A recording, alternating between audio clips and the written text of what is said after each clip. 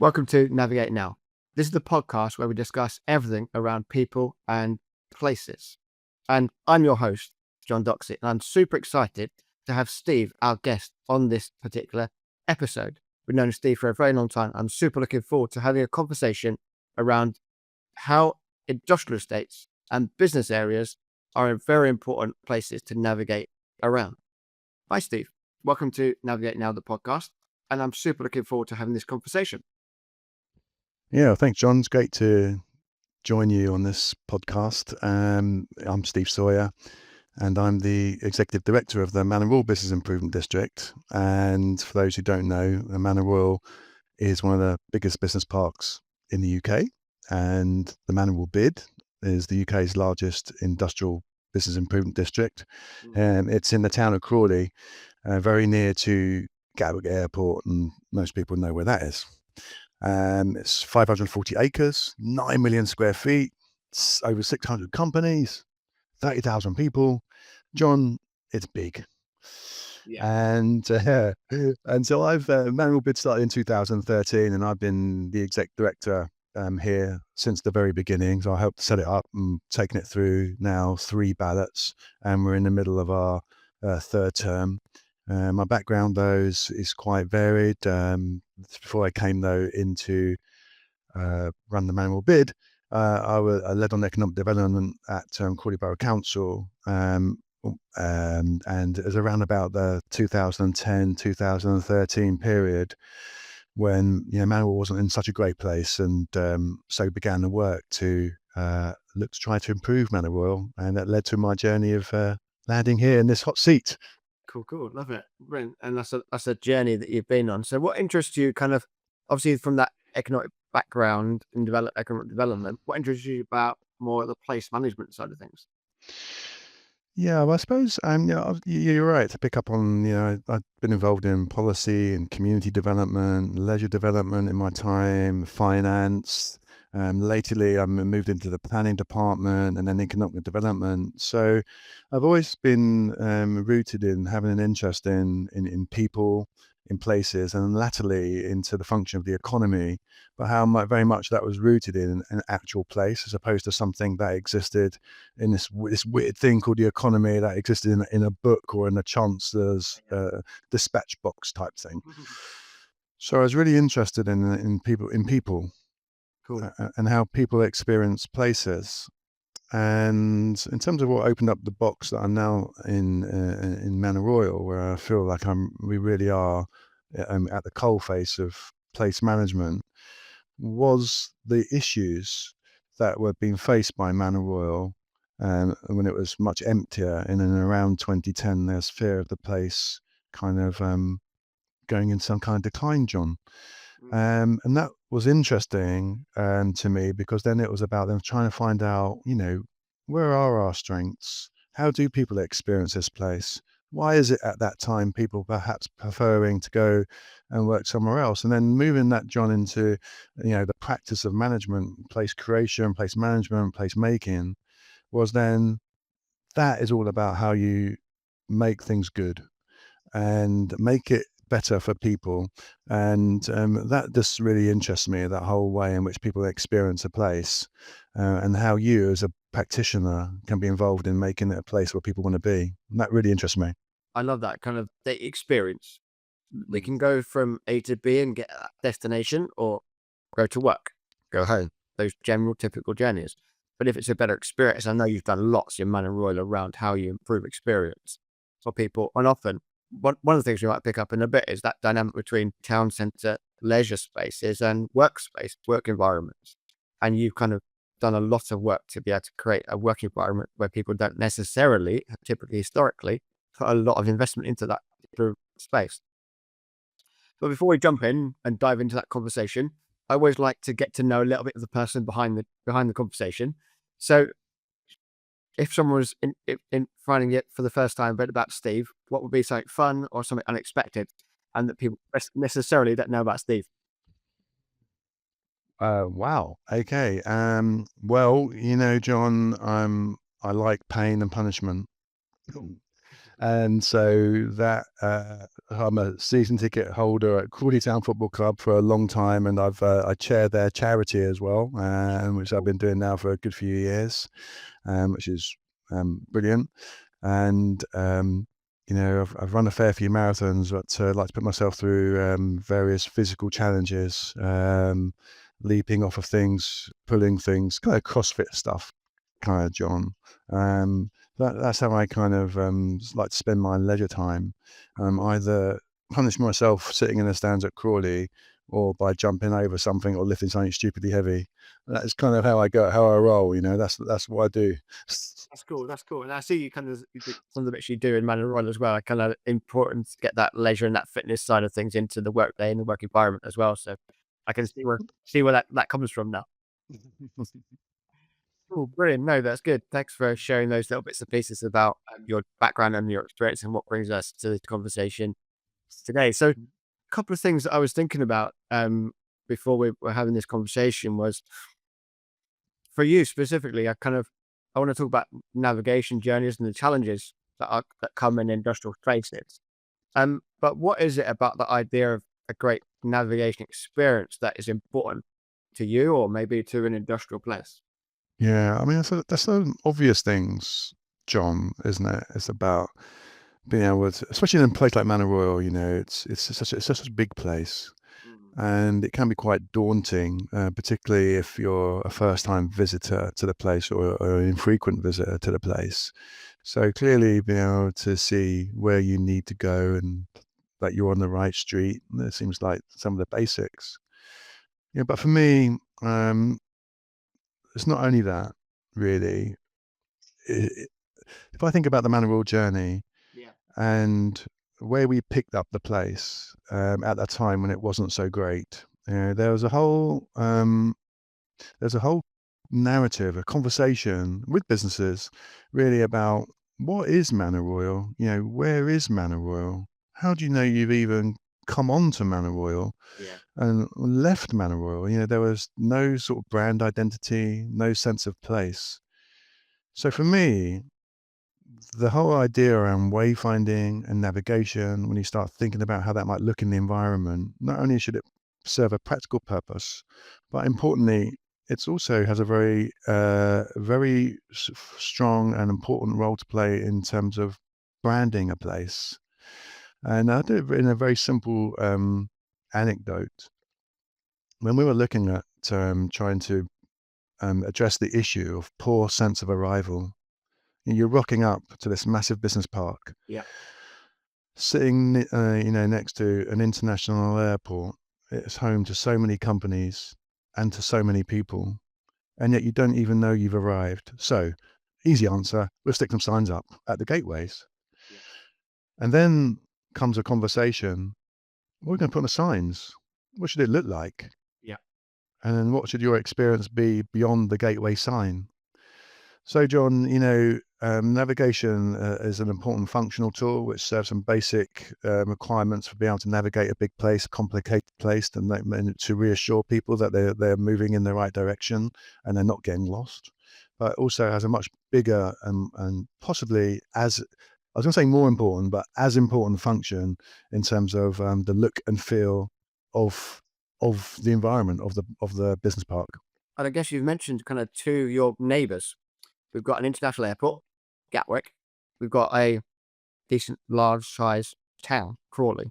And we want to create our own identity within those two bookends effectively, because you are bang smack in the middle of those two places. That international airport has its identity, has its pulling power, has its story, and Crawley likewise as a town in that sense.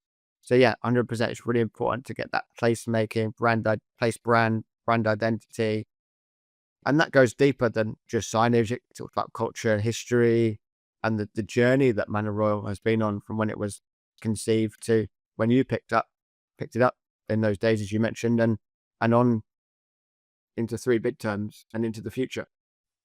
Yeah, absolutely. And I think that's really important to not see something like a signage and wayfinding project out of context with what you're trying to achieve in terms of place branding and place messaging. It's really important those things are done in tandem.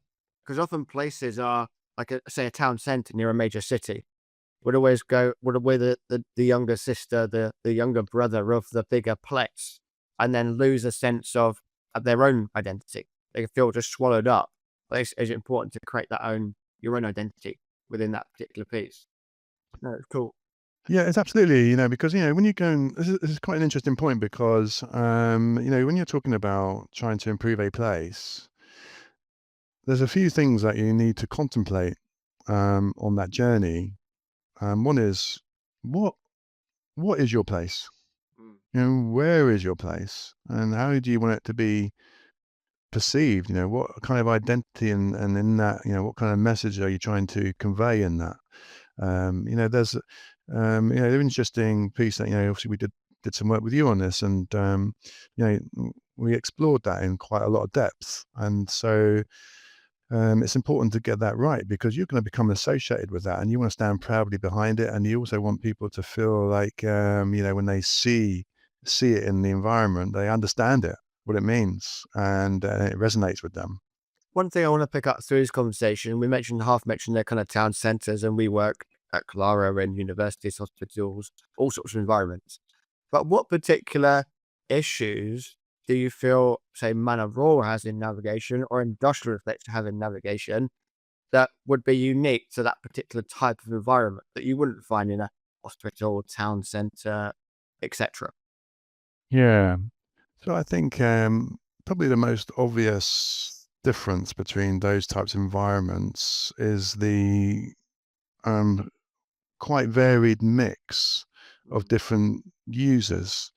So unlike most town centres, you won't have the intensity of large vehicles running around the place. You won't have, white vans and last milers and HGVs mixed alongside office users and people who are trying to, and they all jostling for limited space Yeah. in a way that you might not have so much um, in um, in a town centre. And to some extent, um, some places, and to some extent, Manor Royal, they weren't necessarily designed as a place that was mindful of the person's experience of it, and it's very much more at its earliest time, perhaps more functional. Yeah. And we certainly took it upon ourselves to recognise the fact that actually there's a huge mix of different uses going on here, from retail to people visiting cafes to people picking up something from the retail park, from somebody going working in the office, from somebody doing manufacturing, from somebody driving a truck. So you have a lot of different types of users coming into the space, but also moving through it, John, as well, because Manor Royal is not a self-contained space. It's a place that's got two massive roads that are through roads in a way to the airport or into the town centre. So there's a huge confusion of different types of users, and you have the wide thoroughfares, which are the main roads that we kind of work on a sort of a grid system. But there's so many important businesses who sit on what we call the secondary roads, who also need to be found easily, and who deserve those areas deserve the same amount of attention as the main thoroughfares and the gateway points. So I think in that sense, there's a lot more to be thinking about in terms of the different types of people who might be looking at coming into and using that space, from the single person on the foot to the very large vehicle drivers from overseas and everything in between. Yeah, and you kind of mentioned, which might be nice, this another thought I was having is, before you started thinking about wayfinding and navigation, what was the kind of feedback that people were saying that where that navigation journey wasn't as effective as it might have been at that particular point in time? And you mentioned around making sure the whole place is, we might say, permeable. So we're not just thinking about the main trunk roads, as you mentioned, the grid system that Manor Royal sits along under in that sense. What were those kind of conversations where you were having? Because people listening to this podcast might be a leader or a place custodian within an industrial area. Think, so yeah, those challenges are similar to oil. What kind of challenges were people having, and what feedback were you getting around navigation back in that time? Yeah. So I think it's that that kind of journey in layers, isn't it? You know, so thinking about the experience from the main junctions of a motorway, and is it well signed from there, and what's on the sign? You know, for example, for us, is it an industrial estate? Is it a business park? Is it Manor Royal? What kind do we use? Well, what do people understand by that? Is it confusing? In Manor Royal's unique environment, we have a road called Manor Royal, and yet the place is synonymous with that road, and so the place is also referred to Manor Royal. So there's an added layer of difficulty there. As you entered into the space, having come from the road, whether or not it's clear that you've actually arrived at Manor Royal was an issue, because there were no gateway signs. And then beyond the gateway, is it clear how you might sign into a road? So some comments around that. I mean, and before we kind of looked at our wayfinding strategy, we had one homogeneous area that was called industrial. That was on the bottom of the signs. The signs were low level, and so were easily hidden at junctions and by other vehicle users, even pedestrians. They weren't elevated and easy to see. And so there's a whole collection of different issues. And that's even before we start talking about potentially some of those kind of branding issues that we talked about as well. And so these were the sorts of layers of complexity that we're dealing with, and try to kind of come up with a new, fresher, exciting, more dynamic, more modern wayfinding strategy that properly reflected the kind of place that we felt we were and we wanted to evolve into. So it's quite a big bucket of things, John, that we need to deal with. And they hit it on that kind of that connection between brand and wayfinding and customer experience, staff member experience. You mentioned kind of how people come through a place as well as just coming to the place, and that's really important to make sure that the story is told through the brand and elevated when people go, oh, this is a cool environment. When people go into a park or they go into a new city, when they enter, they get in the whole experience. You mentioned certain cities around the world or certain places, certain destinations, and you can remember those stories. And there's various ways that people can tell those stories as well. That's really important.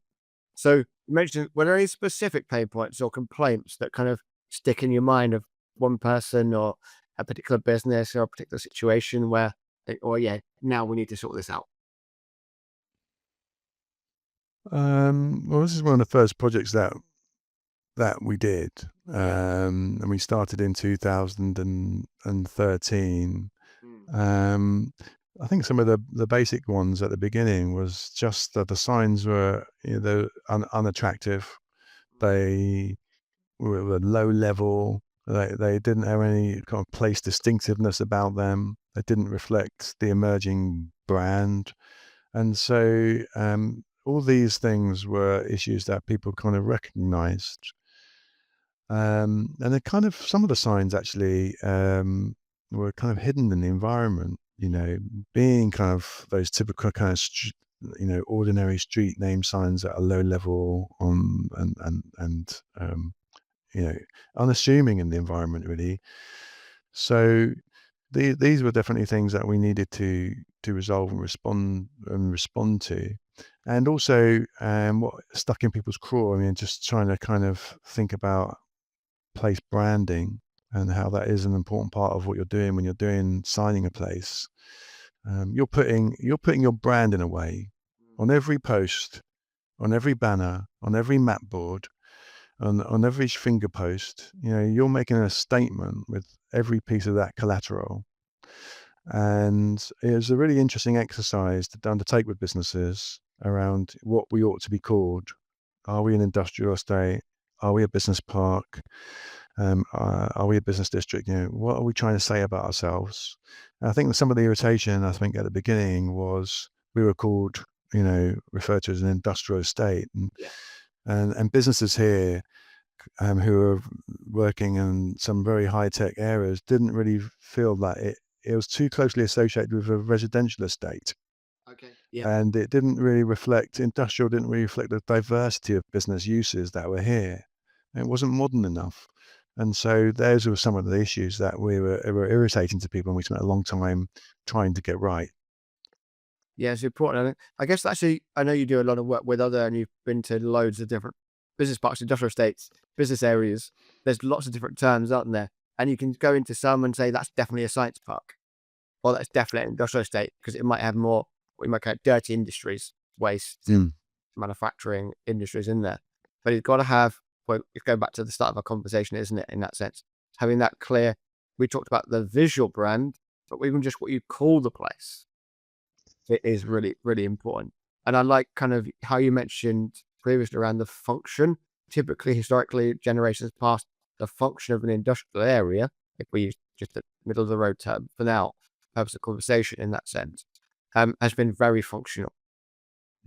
But it's about how we then, if we're super functional from a signage point of view, we then lose them in the environment. So it's important that we have the right visual message as well that connects to that particular space. You mentioned Manor Royal is huge, and yeah, it is. You must get a lot of steps when you go around around the estate, around the area. And I'm sure that changes your approach in so many aspects of how you do what you do. It provides opportunities, and I'm sure it provides challenges as well.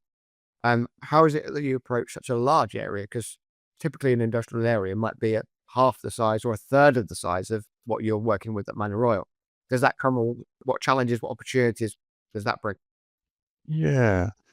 So I it's an interesting one because, I chair the British Bids Industrial Bids Group, and so, as you say, that kind of brings together different business parks from and industrial estates and so forth from all over the country, but none of them are of the same size as Manor Royal, and, Yeah. then that might naturally think then for Manor Royal, it's a wholly different entity. It has bear no relationship to a small industrial park or business park. But I'm going to say this, John. Cool. Go for I'm it. going to say actually the problem is exactly the same. Yeah. The only thing that makes it different is scale. Yeah. And of course, that has the challenges. If you kind of work into a strict budget, you need more collateral, you need more signage, you need to think about things like that. Of course, that's a challenge. But beyond that, the process is entirely the same Mhm. in terms of trying to understand, how you move from A to B, looking at what you are, who you are, identity, brand identity. The process isn't any less complicated by the fact that you're smaller, and it isn't any more complicated for us because we're bigger. You still have to go through the same process, Yeah. the same logic. You have to understand your story. You have to still understand what you're trying to say. You still have to try to understand the kind of place that you are and the kind of place you want to become, and you have to understand still what it is that businesses will accept and what is important to them. So that process actually, John, I think is entirely the same and only complicated by just scale. That's all. Cool, cool.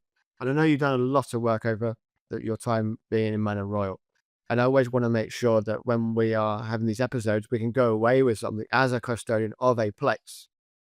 Maybe in this particular conversation, industrial place or other types of places. So you've done loads of improvements over the time you've been. But I just wondered if there's one or two particular improvements that you're particularly proud of and that have made, maybe they might not be the biggest, the most visually impactful, but they're what are those kind of improvements that you've made that you can look back to or you refer to when you're speaking to other people that are place managers. Say, have you tried this? Or have you seen the impact that you could do if you did that? Yeah, and there are so many that we've done over the time since 2013 to be proud of, Yeah. and that just weren't there before. From sense of building community to obviously the wayfinding that we've done, through to building parks, broadband, CCTV, energy projects, looking at sustainability of the place.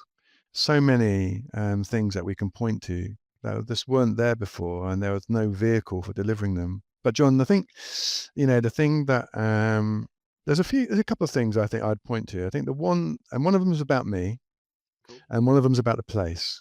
cool, cool. So one of the things that really gives me great satisfaction isn't, you're right, necessarily the biggest things, But thinking about all the people on Manor Royal, at one time there was no public seating areas for Manor Royal staff except at a bus stop. Yeah. That's Go back to function, isn't it? Yeah, I mean, that's depressing, and it's function. It's also about your health and well-being. Yeah. It's about how you feel about the place, and if you were living in a town where you were trying to walk from A to B, whether you had mobility issues or even if you didn't, or you just felt like you needed a rest, I just want to sit down, and the only place you could do it was at a bus stop, but you didn't want to catch a bus. Yeah. What kind of place is that? Yeah, exactly. And so, look, some of the things that I like are when we've looked at in a creative way. It's very complicated in terms of land ownership in Manor Royal. These small scrubs of land, neglected, they were bunded, they had posts in the way, they had those big kind of verges in just to protect them from traveller incursion. Yeah. How we reclaimed those spaces to turn them into functional, usable, dynamic social spaces. So some of the things that gives me satisfaction, John, is when I walk past the terrace, we call it, and it's got a table tennis table there, it's got lovely seating, it's got public art in there. And when you walk out on a lovely day like we've had in the summer or otherwise, and people are out there playing table tennis, having their sandwich, and meeting friends, and and to think that at one time it was just a dead old bit of scrubland, that gives me such great satisfaction. Definitely. Yeah. From my own point of view, from a personal point of view, is the opportunity that this job gives me, and thinking about the broad church of projects that we undertake, is the opportunity it gives me to meet and work alongside people I would never otherwise get to meet, who look at a place, and whether it's you, whether it's an artist, or whether it's an architect, they'll look at a place in an entirely different way that I'm able to, and it helps you to understand better the place that you're trying to improve. But to have be able to work alongside people who have been totally different skill set and a totally different perspective it's really exciting thing to be able to do. Yeah, because you said kind of that's one thought I was having in preparation of this episode is that functionality, that how we blend functionality and creating a great experience. And we've had that as a theme through this conversation, which have been super cool. And part of that is, yes, bringing people together, people of the place, or people outside the place, because they come with their own perspective and their own element of what those improvements could look like. But all telling the story of that particular location, rather than just teleporting an idea from somebody else, some other place. We're all inspired, obviously, by what other people have done. It's important that it tells that for you in Manor Royal, that Manor Royal story, or whatever industrial place we are around the UK or around the world. Cool. Maybe just one couple of thoughts then, just to and be as tying up our conversation, as it were. So thinking about kind of the wayfinding that we worked on together those years ago, and another into not just that wayfinding of those pocket parks that you mentioned, and you've mentioned the satisfaction you see when you see someone playing table tennis, having a sandwich, and what kind of feedback have you received? Has that given you, to improve that experience within Manor Royal? Yeah, I mean, it's really positive. And no one thing that you do is going to lead to the kind of changes that you're aspiring to. It's important that there's a golden thread that runs through all of these things, and they all contribute to a better place. So I think the most obvious statistic I can give you, fact, or whatever you want to call it, John, is before we started working with you and others, satisfaction levels in Manor Royal were very low. Only 13% of people said they were happy and satisfied to work in Manor Royal. Right. 13% were satisfied with the place. Wow. That's such a low number. Yeah.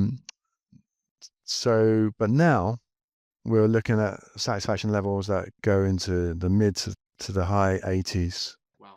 So in terms of the work that we've done to be able to improve it as a place that people are happy to be, and by default, they're happy because people make decisions about where they put their business.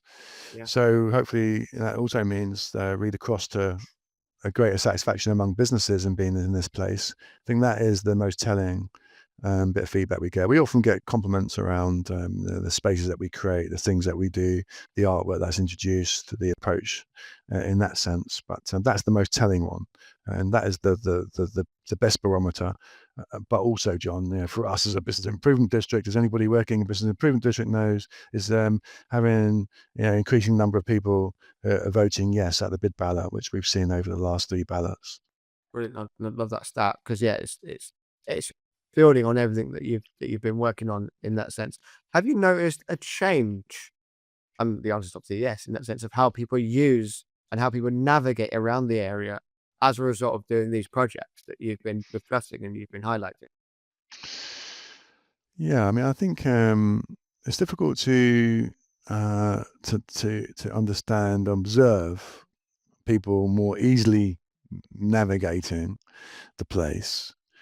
We can definitely see, though, that through our efforts, that people are using the spaces more than they used to because the spaces didn't exist for them to use before. Yeah. So that's a clear and obvious.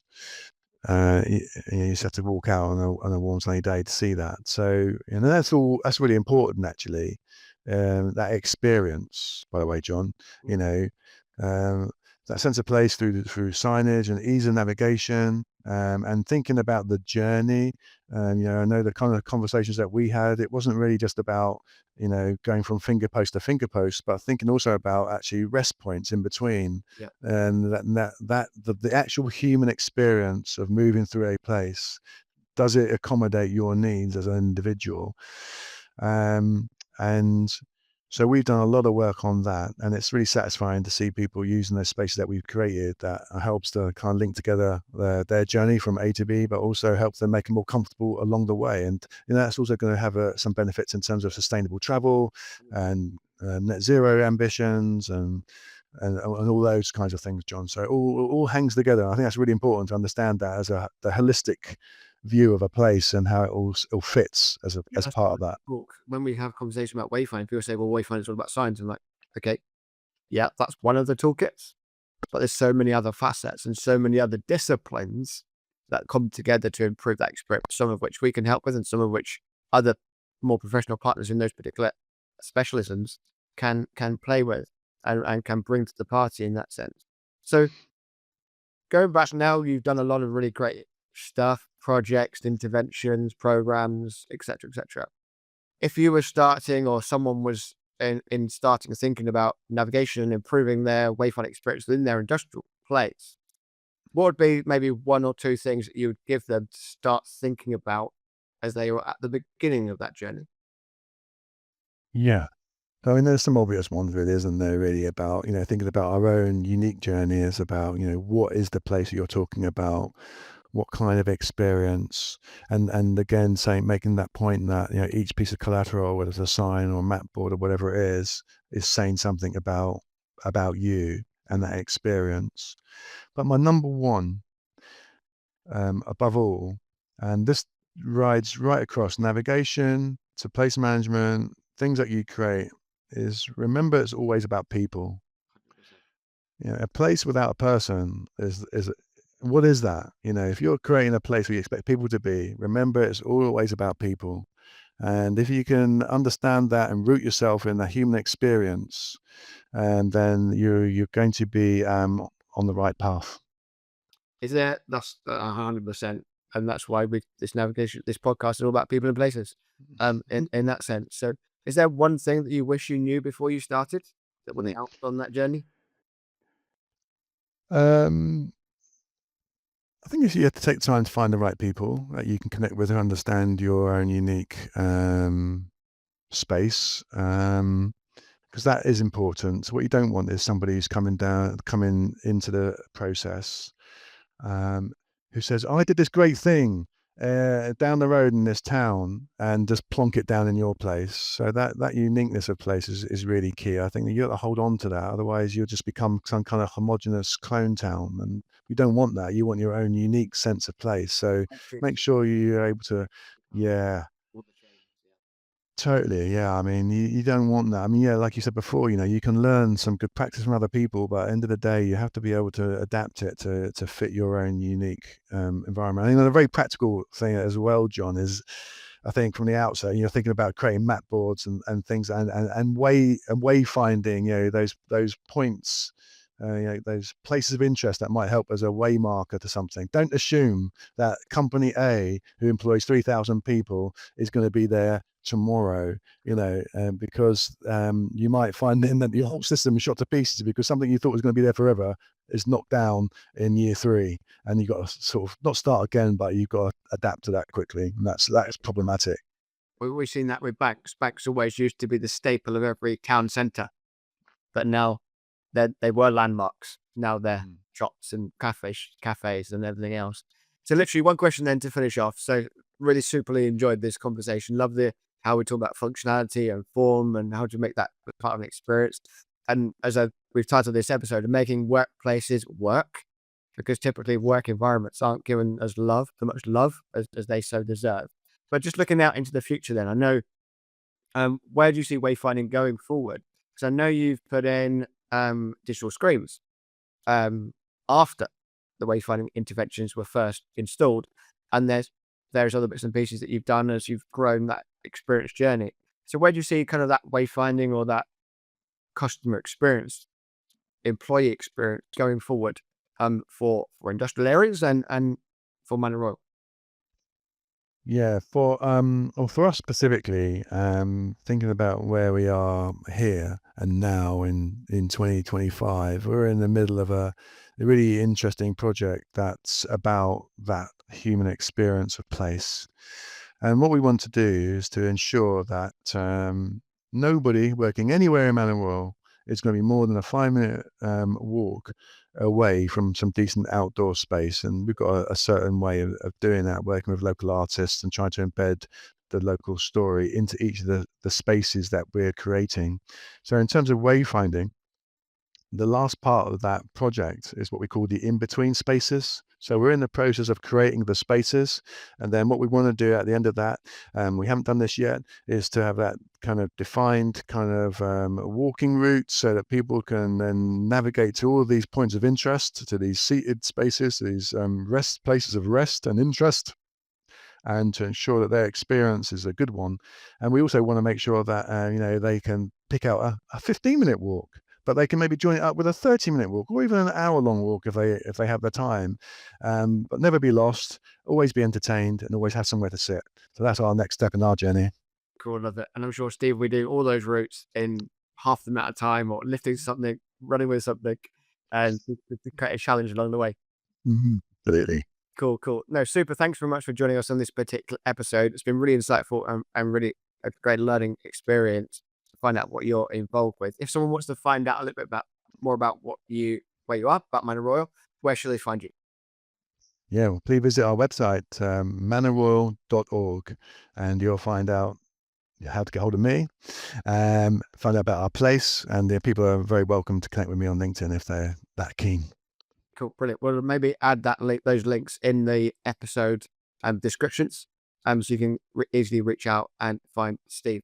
Thanks very much for being part of the conversation, and look forward to speaking to you soon. Thanks very much. Thanks, John. So thank you for joining us on this episode of Navigating Now. It's been an amazing conversation, so thanks to Steve for that. If you want to follow and join us on this journey of exploring everything there is about people and places, feel free to follow us and subscribe on YouTube and Spotify, where we can continue this conversation together. Thank you.